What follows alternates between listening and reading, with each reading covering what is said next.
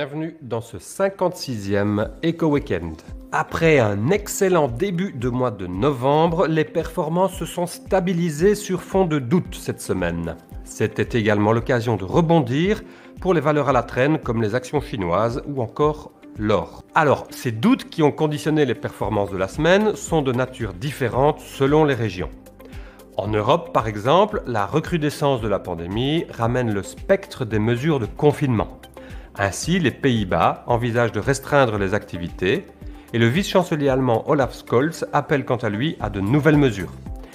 Les prévisions d'inflation de la Commission européenne, 2,4% cette année, puis 2,2% et enfin 1,4% en 2023, ces prévisions ont validé les précédentes déclarations de Christine Lagarde quant au maintien des taux d'intérêt en 2022, ce qui a soutenu le cours des actions.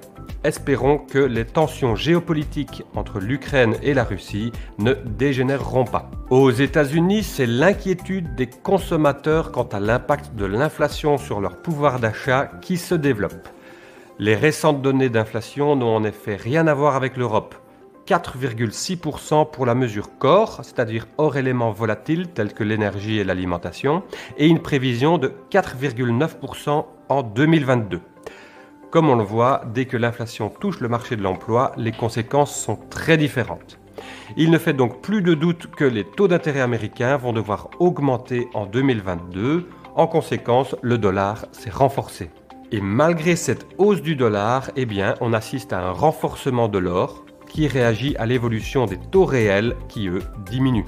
Un mot sur le pétrole qui s'est également tassé suite à la publication d'un rapport de l'OPEP qui estime l'impact de la diminution des perspectives de croissance économique sur la consommation de pétrole à 330 000 barils par jour. Alors que, comme nous en parlions la semaine passée, la production de l'OPEP augmentera dès le mois de décembre.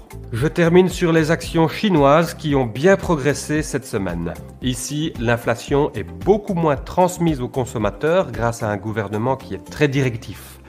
Les chiffres à la production laissent quant à eux pantois.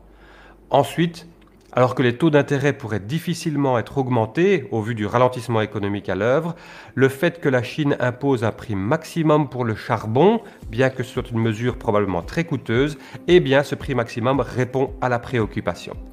Finalement, la Chine conserve sa capacité de production d'électricité au charbon dans son accord passé durant la COP26, ce qui doit la réjouir. C'est déjà ici que s'achève cet Eco Weekend. Je vous donne rendez-vous le week-end prochain et d'ici là, je vous souhaite une excellente semaine.